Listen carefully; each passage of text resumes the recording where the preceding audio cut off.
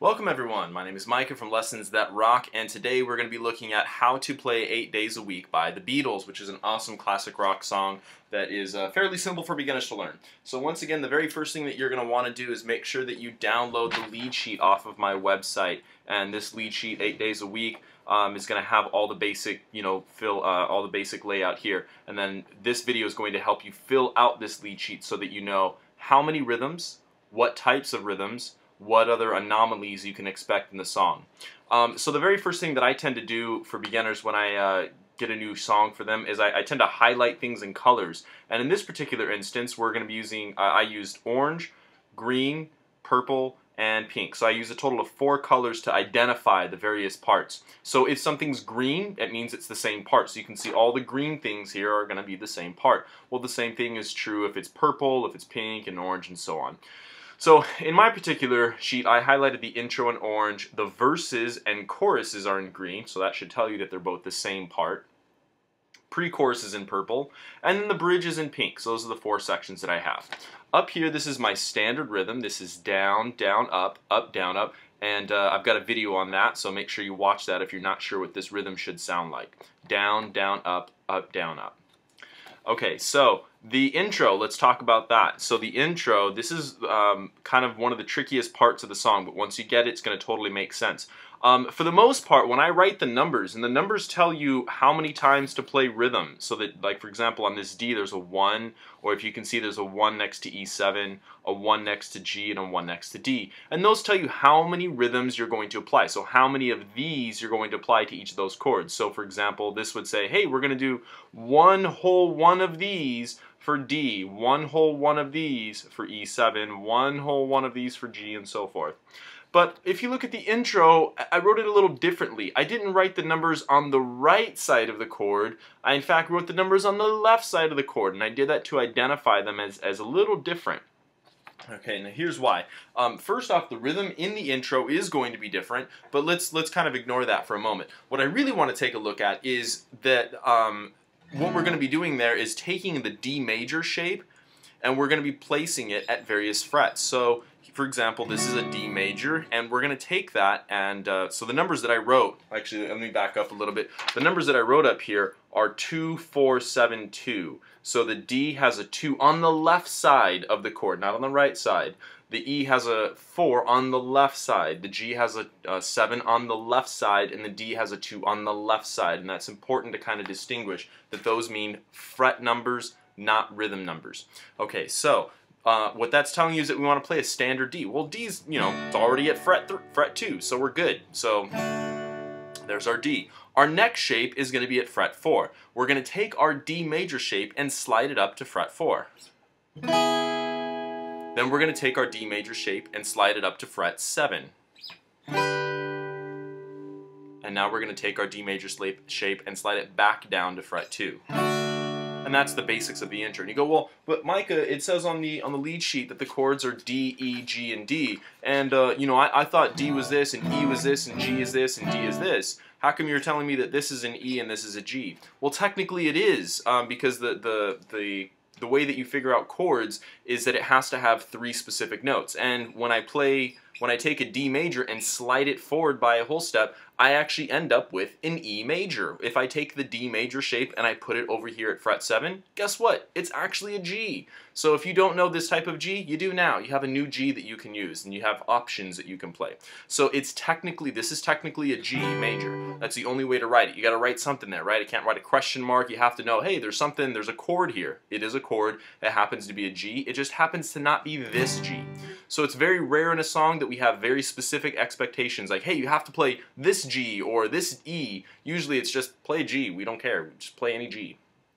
But this song we do care. Okay, so that's the first part, is we're going to do each rhythm once for D, fret 2, fret 4, fret 7, and fret 2. So that's our intro. Now, after that, we're going to look at the rhythm for this. So it's going to be down, up, down, down, down, up, down, down, down, up, down, down, down, up, down, down. Now this is also important because this rhythm's a little different. It's down, up, down, down, down, up, down, down, down, up, down, down, down, up, down, down.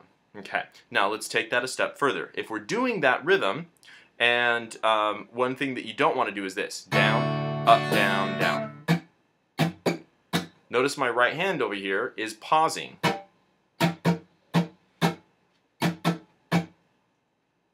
Don't want to do that. What you want to do is this. Any good rhythm guitarist is going to do that. The ones that do this and they pause, I promise you they'll forever have rhythm issues. I'm just telling the truth. I've been doing this for a long time. They will always have rhythm issues. They'll always struggle trying to figure out the rhythms. They'll always need someone to help them and show them what the rhythms are, and because they kind of lose that focus of balance. So what I do on mine, on my sheet, I write the rhythm in, but I specifically write down, and I write this little comma between the downstroke and the upstroke to show me that it's not down up, it's down miss miss up down down. Let's take that slow. Down miss miss up down down. Down miss miss up down down. Down miss miss up down down. So really what my right hand is doing is down up down up down up down up. That's it. Down up down up down up down up. But I'm choosing which strokes I want to play. Down, miss, miss, up, down, down. Down, miss, miss, up, down, down. So that's a little fancy rhythm. So let's put that together in the intro.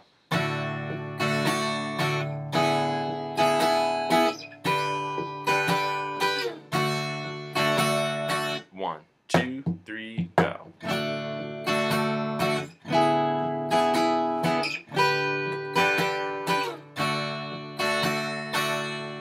And that's the intro.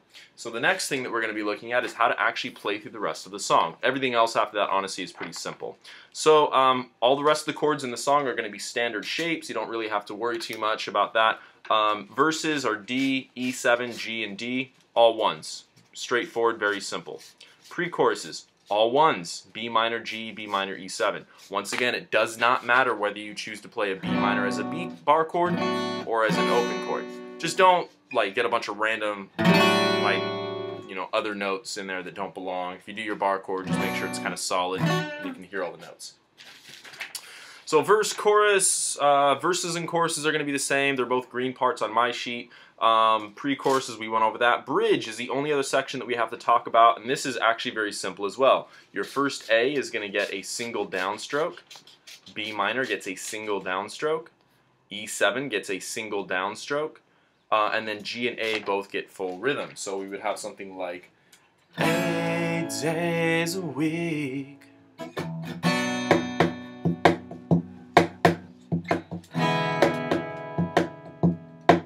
And now rhythm.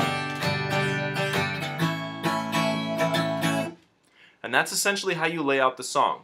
Two notes more. One is that this particular song is like a swing beat. If you're not very comfortable or if you don't really understand swing beats, don't really worry yet. It'll come to you later on. But just understand that a swing beat is a combination of long and short beats. So it's not like, it's going to be like,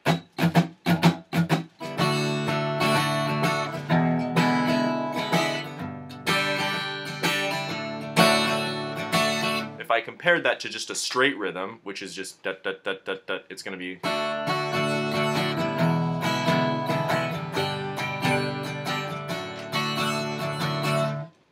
Not bad, but not great either.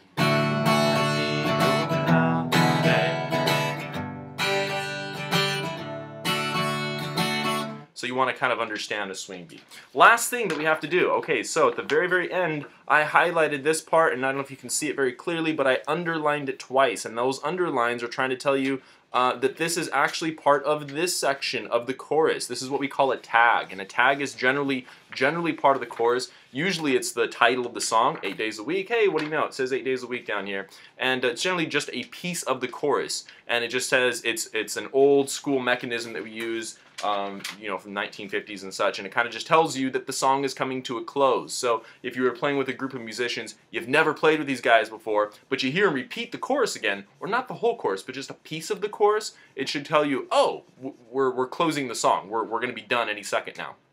So here's a good example. That tag is, or the chorus is going to go like, ain't got nothing but love, babe, 8 days a week. And and that's your chorus. Now the tag is just going to tag the 8 days a week. 8 days a week, so just G to D. 8 days a week. 8 days a week. So it's just going to tag that part. And so the tag actually goes for a total of 3 times for the tag. You're saying 8 days a week 3 times in the tag, plus you say 8 days a week 1 time in the chorus, so you totally say it 4 times. Okay, so if you get that. Now the very last thing that I'm going to say about this song is just make sure you really follow this order, because once you get down here, it gets very confusing. We've got verse 1, pre-chorus, chorus, bridge, verse 2, pre-chorus, chorus, and then your tag and intro again. So we have to do it all over. Just a quick note as well, this is your verse 2. This is chorus up here, this is verse 2. Verse 1, verse 2. And you go, wait a minute, Micah, this is 4 lines and this is 2. Yeah, but see how short they are and see how long this is? It's the same amount of lines, it's just one is written horizontally and one is written more vertically, just to kind of clear up, you know, the idea there. So hopefully that explains how to play 8 days a week. Once again, make sure you download this off of my website at lessonsthatrock.com. In the next video, I will cover how to I'll make a cover video on playing this. Happy picking!